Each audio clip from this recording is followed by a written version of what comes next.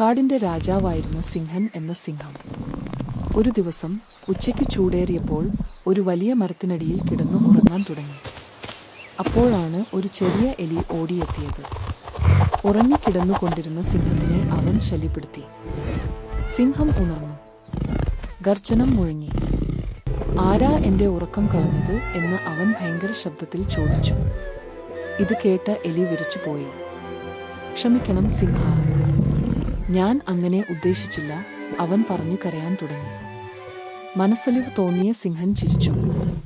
ശരി, നീ പോകൂ, ഇനി ശ്രദ്ധിക്കണം എന്ന് പറഞ്ഞ് അവൻ എലിയെ വിട്ടു.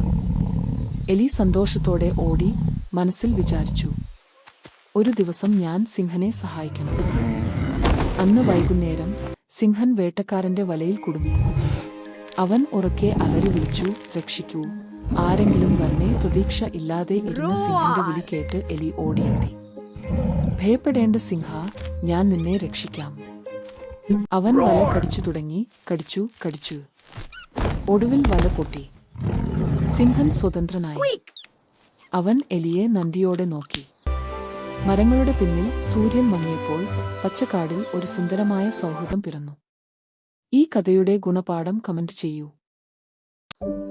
Subscribe for more videos.